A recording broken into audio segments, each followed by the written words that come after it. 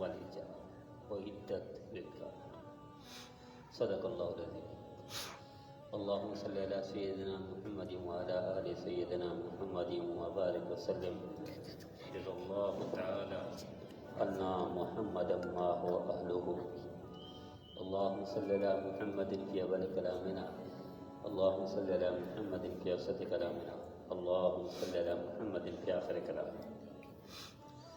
میرے بھائیو دوستو، ہمارے لیے اللہ کا حکم سب سے پہلا یہ ہے کہ ہم اپنے آپ کو بچائیں اور اپنے گھر والوں کو بچائیں.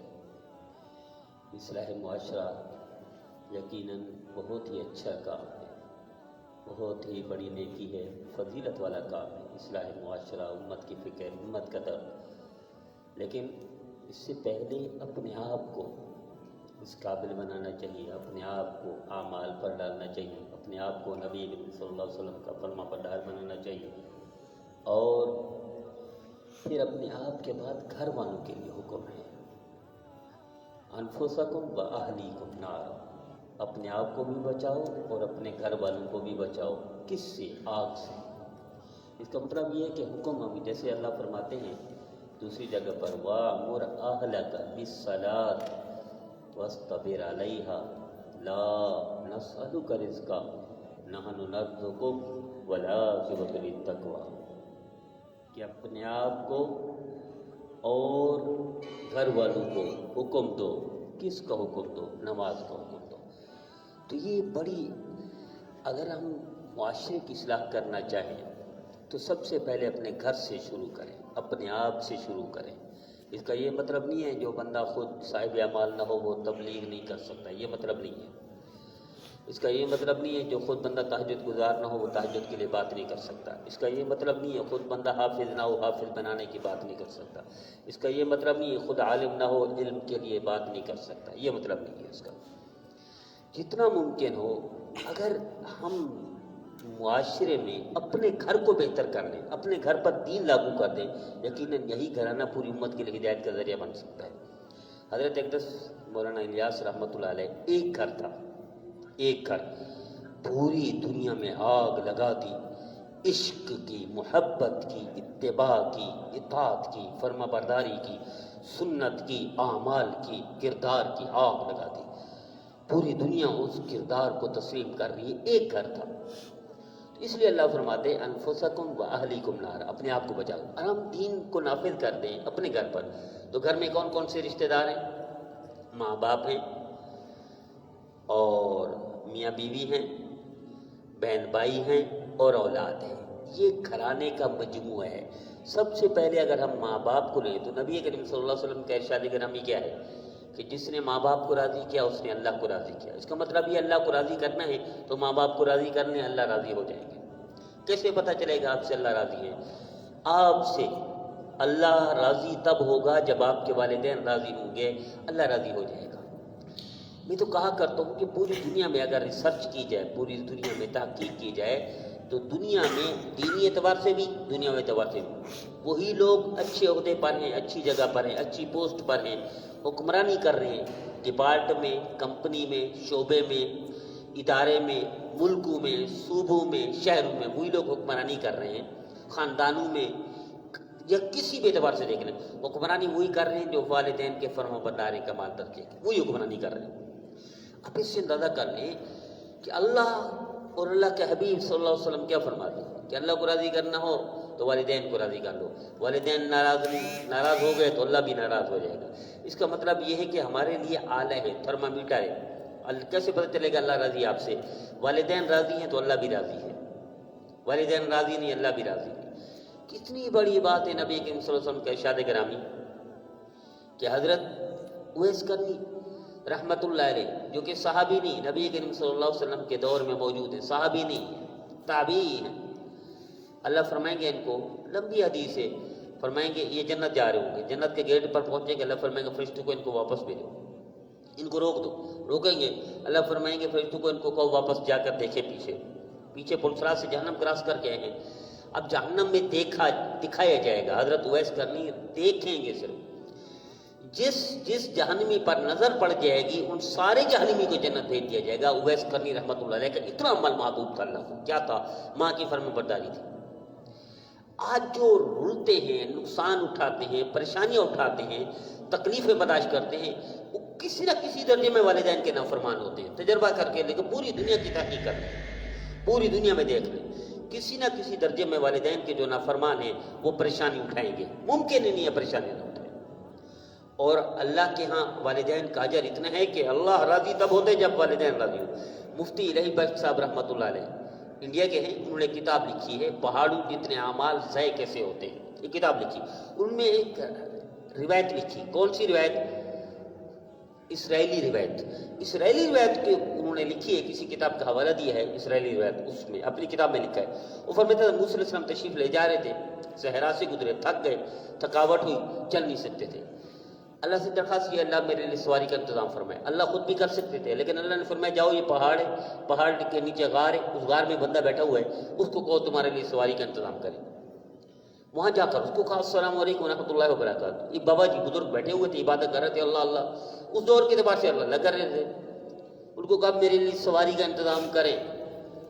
وہ بزرگ حضرت مفتی الہی بخش صاحب رحمۃ اللہ علیہ لکھتے ہیں وہ باہر نکلے، وہ راہب تھے، اس دور کے راہب، عبادت گزار، متقی تھے۔ اس دور کا تقویٰ یہی تھا کہ تنہا جنگل میں چلے جاؤ، لوگوں سے کٹ کر اللہ کی یاد میں مشغول ہو جاؤ۔ اور آج ہمارے ہاں رہبانیت نہیں، آج لوگوں کے درمیان رہتے ہوئے اللہ کے حبیب صلی اللہ علیہ وسلم کی فرما برداری کریں گے تو وہ یہی دین ہے۔ ان کی تکلیفیں برداشت کریں گے، ان کے دکھ درد کو سہیں گے اور نبی کریم صلی اللہ علیہ وسلم کی فرما برداری کریں گے، یہ دین کا حکم ہے۔ اس دور میں ایسا نہیں تھا، اس دور میں اتنا رہنا پڑتا تھا۔ تو ان کو کہا میرے لیے سواری کا انتظام فرمائیں۔ ان کو نہیں بتایا کہ اللہ کا حکم ہے۔ وہ باہر نکلے، مفتی الہی بخش صاحب رحمۃ اللہ علیہ لکھتے ہیں جب وہ باہر نکلے اوپر بادل جا رہے تھے، بادلوں کو اشارہ کیا نیچے آ جاؤ، وہ نیچے آ جائے۔ اور موسیٰ علیہ السلام کو اب یہ پتہ نہیں کہ یہ نبی ہے، موسیٰ علیہ السلام کو حکم دیتے ہیں کہ آپ ان پر کھڑے ہو جائیں، یہ آپ کو پہنچا دیں گے جہاں آپ نے جانا ہے۔ وہ واقعی ایسا ہوا، بادلوں نے وہاں پہنچایا جہاں انہیں جانا تھا۔ اب جب واپس آئے، اس جگہ پر پہنچ کر واپس آئے تو مفتی صاحب لکھتے ہیں کہ اللہ سے درخواست کی یا اللہ، کوئی دور پر تشریف لے گئے، یا اللہ ماجرا کیا ہے؟ آپ خود بھی سواری کا انتظام کر سکتے تھے، آپ نے اس بابے کے پاس پہنچوایا اور اس نے ایسا کیا، اس کو یہ فضیلت، یہ سعادت، اس کو یہ رتبہ، یہ مرتبہ، یہ بلندی کیسے ملی؟ اللہ نے فرمایا ہے موسیٰ، یہ وہ بندہ ہے جس کے والدین اس دور میں بیمار تھے، اس نے سارا دوائیوں پر خرچ کر دیا، اپنا سارا تن من دھن لگا دیا، کچھ نہیں بچا۔ والدین اس کو میں نے واپس بلا لیا، یعنی موت ہوگی ان کو دونوں کو، لیکن انہوں نے مرتے وقت جو کلمات کہے تھے، اللہ ہمارا یہ بیٹا ہے، اس کا خیال رکھنا، یہ اس کی ماں کے الفاظ تھے موت کے وقت، اس کے والد کے الفاظ تھے موت کے وقت۔ اس نے اپنی زندگی بھر کا سرمایہ، پہلاٹ، جداد، پیسہ، اس دور کا سب کچھ لگا دیا بیماری پر، وہ صحت یاب نہ ہو سکے، میں نے واپس بلا لیا ان کو، لیکن فب عزت و جلال ہے مصعب میں مجھے میری عزت و جلال کی قسم، اس کے والدین کی فرما برداری سے میں نے طے کر لی ہے، جب بھی یہ موت تک جو زبان سے لفظ بولے گا میں اس کو پورا کروں گا۔ والدین کی فرما برداری اتنی چیز ہے۔ اگر ہم اپنے گھر میں نافذ کر دیں نا دین کو، گھر میں نافذ کر دے دین کو، تو سارا گھرانہ جنت ہی بن جائے گا۔ ہم نافذ نہیں کرتے گھر میں، دین پر عمل نہیں کرتے، ہم خود سارے دین پر ہم سمجھ رہے ہوتے ہم دین پر چل رہے ہیں، دین پر نہیں چل رہے ہوتے، ہم نافرمانیاں کر رہے ہوتے ہیں۔ گھر میں بھی گھریلو زندگی کو دین کے مطابق بنا لیں، دنیا بھی بن جائے گی، آخرت بھی بن جائے گی۔ تو میں اس لیے عرض کر رہا تھا، سب سے پہلے گھریلو زندگی میں والدین ہیں۔ پوری دنیا میں جتنے لوگ بڑے بڑے عہدوں پر بیٹھے ہوئے ہیں، کوئی ایسا ممکن نہیں ہے، میں مذاتی ریسرچ بتا رہا ہوں، یہ وہی لوگ ہیں ٹاپ پر بیٹھے ہوئے جو فرما بردار ہیں والدین کے۔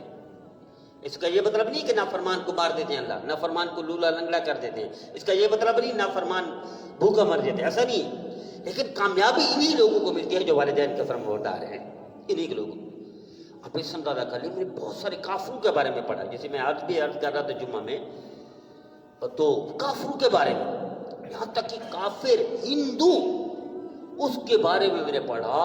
وہ کون سا ہے؟ امیتابھ بچن ہندو ہے، فلم اسٹار ہے، پاکستان کے کراچی کے صحافی ایکسپریس کے اس کے پاس گئے، انہوں نے انٹرویو لیا بمبئی میں، انٹرویو لے کر آخر میں انٹرویو کا حصہ، آخری ٹکڑا میں بتا رہا ہوں اس کے انٹرویو کا، امیتابھ بچن نے انٹرویو دیا، صحافی اخبار ایکسپریس کا کراچی کا، یہ گئے صحافی ان سے انٹرویو لینے کے لیے، تو اس نے کہا کہ میرا دل چاہتا ہے میں لیل پور کی دھرتی کو چوم لوں. امیتابھ ہندو ہے, انڈیا میں بیٹھ کر کہتا ہے. تو یہ صحافی کراچی کا تھا, اس کو پتا لیل پور کیا ہے. لیل پور فیصل آباد کا پرانا نام ہے.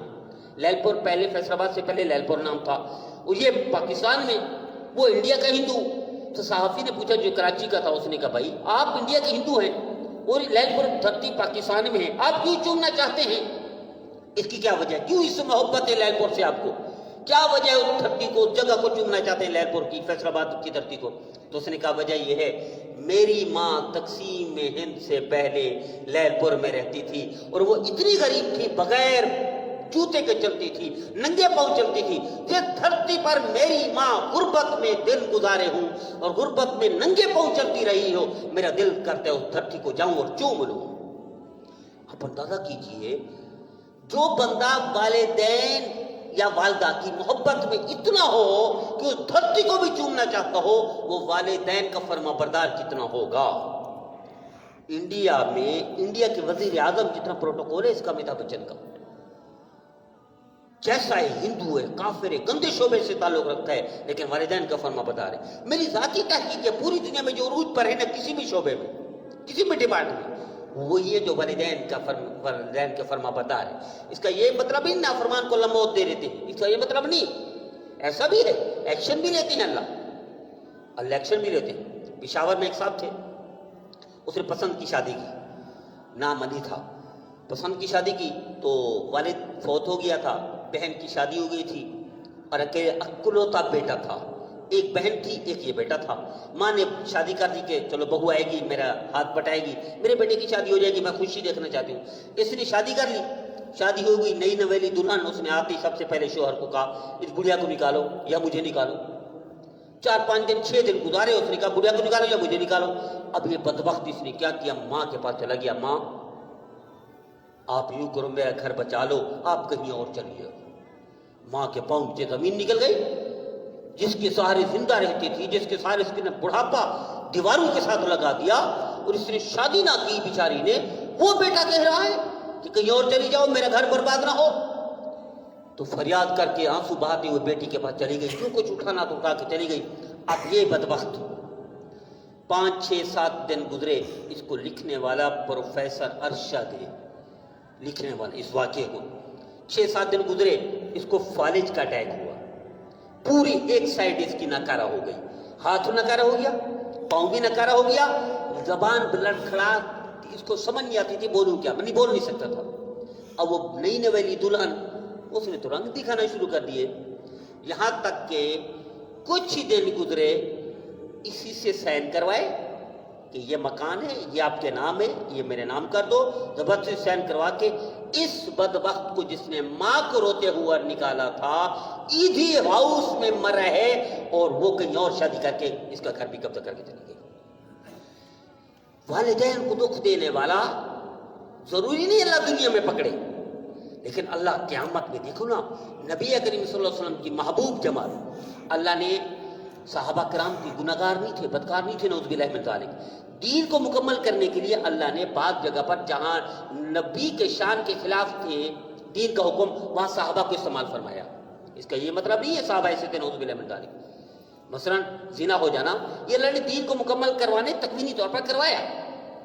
چوری ہو جانا, صحابہ کرام چور نہیں تھے, نعوذ باللہ. صحابہ جب حضور کو دیکھتے تھے 100% اسلام کو قبول کر لیتے تھے.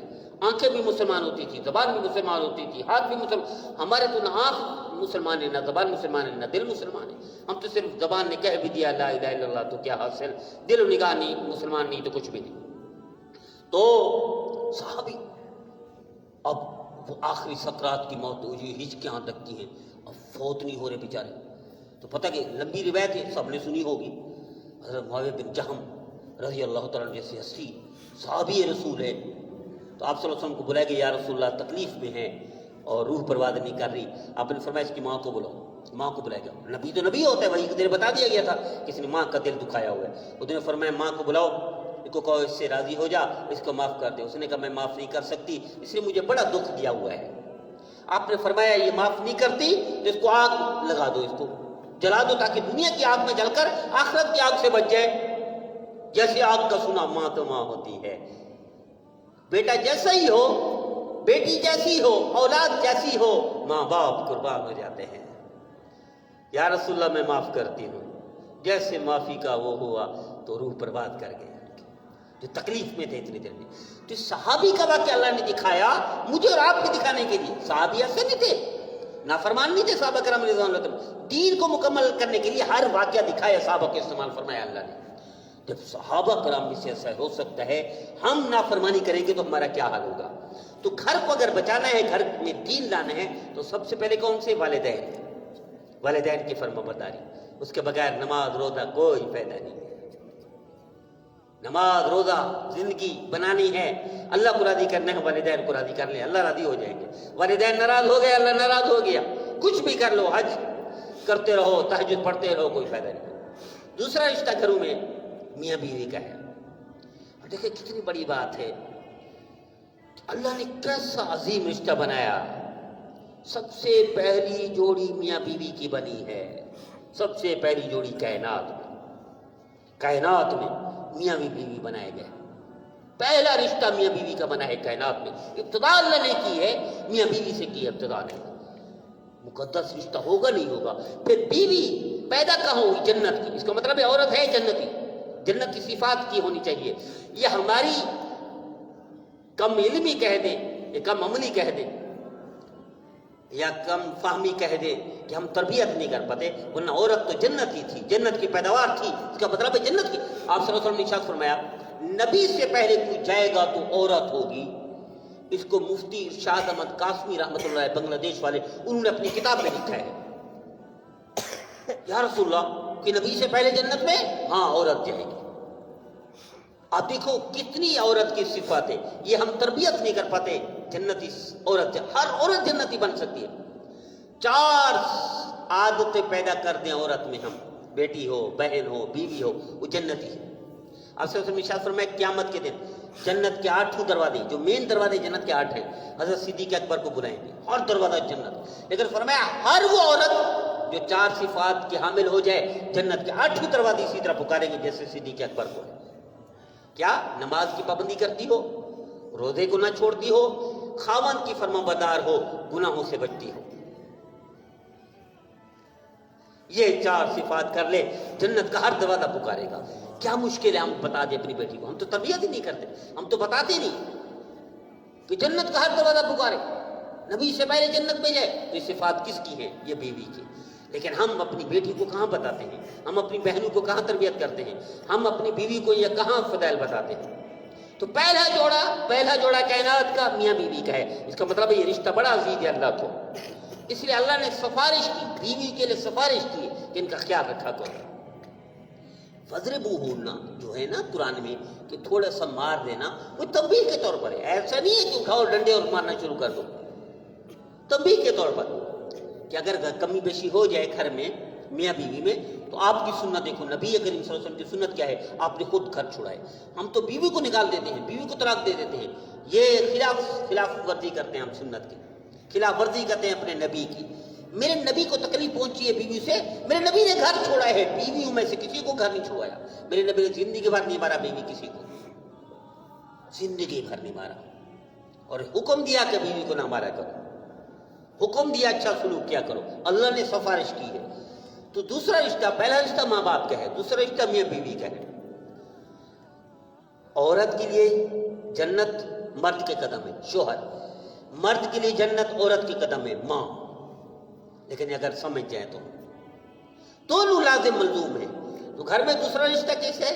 ماں باپ کے بعد میاں بیوی کا رشتہ ہے۔ آپ نے ارشاد فرمایا مرد وہی جائیں گے جنت میں، عورت وہی جائے گی جو شوہر کی۔ پوچھا کہ یا رسول اللہ جہنم میں زیادہ کون ہے؟ ارشاد فرمایا عورتیں جہنم میں زیادہ ہوں گی۔ کیوں؟ ناشکری ہوتی، نافرمان ہوتی شوہر کی۔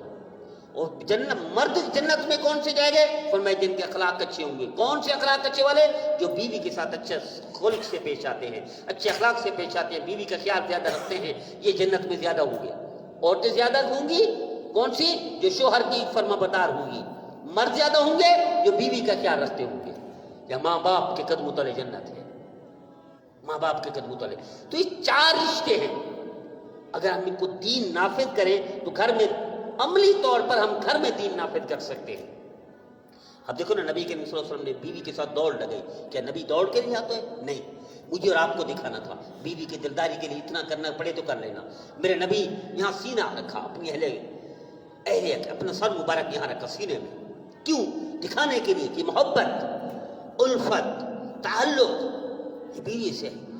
اور بیوی کو بھی فرمایا کہ اگر اللہ کو سجدہ جائز ہوتا، اللہ کے علاوہ سجدہ جائز ہوتا کائنات میں کسی کو، تو بیوی کو حکم تھا مرد کو کرے، اپنے شوہر کو کرے. اتنا ہوا ہے.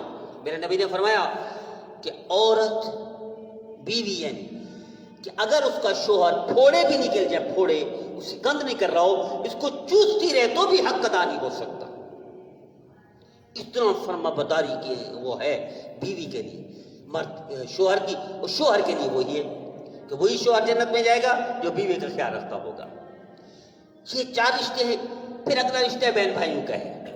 گھر میں بہن بھائی، بہن بھائی کس کے ہوتے ہیں؟ ماں باپ کی اولاد ہوتی ہے، ماں باپ کی اولاد. لیکن ہم ان کا خیال نہیں رکھتے. جو شخص بہن بھائیوں کا خیال رکھے گا، اللہ اس کی عمر بھی بڑھا دے گا، اس کا رزق بھی بڑھا دے گا. جو شخص بہن بھائیوں کا خیال رکھے گا، اللہ اس کے لیے زندگی آسان کر دے گا. جو شخص بہن بھائیوں کا خیال رکھے گا، اللہ اس کے مال میں بھی اضافہ کر دے گا. لیکن ہم کہاں کرتے ہیں؟ ہمارے حضرت اقدس حضرت نقشبندی صاحب، مولانا ذوالفقار احمد نقشبندی صاحب نے واقعہ سنایا. فرمایا بیت اللہ میں ایک شخص عبادت گزار تھا. عبادت گزار تھا بیت اللہ میں، عبادت کرتا تھا، باہر نکلتا نہیں تھا ماں سوائے تھوڑا سا وضو کے لیے یا کھانے کے لیے تھوڑا سا، پھر طواف، نماز، ذکر، تلاوت. جب وہ مر گیا، بیت اللہ میں سجدے کی حالت میں انتقال ہوا. بیت اللہ میں جنازہ پڑھایا گیا، بیت اللہ کے ساتھ جنت المعلی میں قبرستان میں دفن ہوا. کسی نے خواب میں دیکھا کچھ دنوں کے بعد. پوچھا ما فعل اللہ بک، کیا کیا اللہ نے؟ اس نے کہا میں جہنم میں ہوں.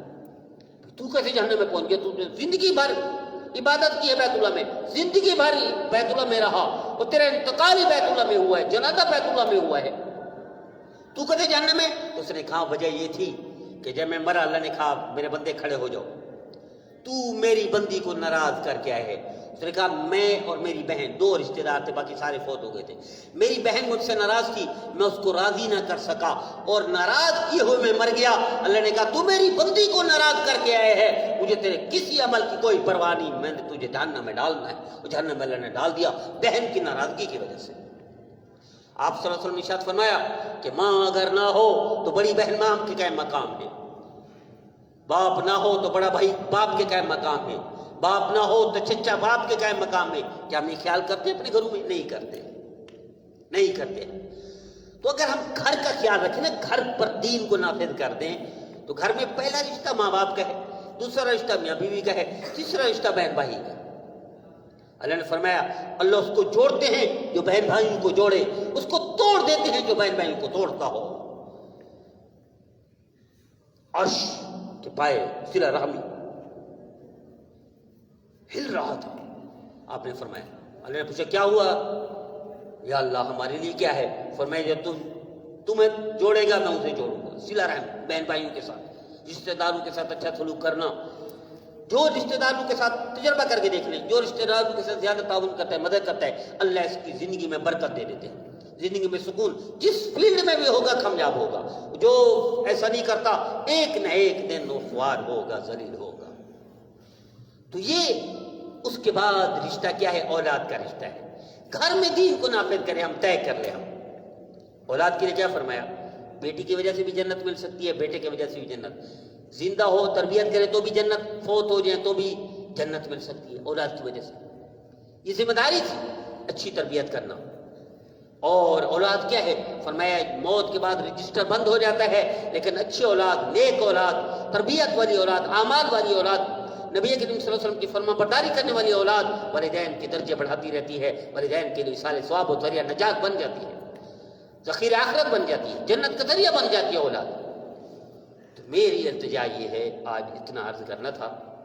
انشاءاللہ ہماری ہفتہ والی ترتیب ہوگی، اس کی بقیہ بات ہم بات کریں اگلے ہفتے کریں گے انشاءاللہ. تو رشتے کتنے ہیں گھر میں؟ ہم گھر میں دین کو نافذ کر دیں، دین آسان ہو جائے گا ہمارے لیے. ماں باپ جیسے میں نے عرض کر دیا، میاں بیوی عرض کر دیا، بہن بھائی اور اولاد. اللہ ہم سب کو نبی کریم صلی اللہ تعالیٰ علیہ وسلم کے فرمان کے مطابق گھریلو زندگی بنانے کی توفیق عطا فرمائے، تاکہ ہماری دنیا بھی بن جائے، ہماری آخرت بھی بن جائے۔ تجربہ کر کے دیکھ لیں، جو گھر میں دین کو نافذ کر دے گا اللہ اس کی دنیا اچھی کر دے گا، آخرت بھی یقیناً اچھی ہوگی۔ اللہ 100% عمل کی توفیق عطا فرمائے۔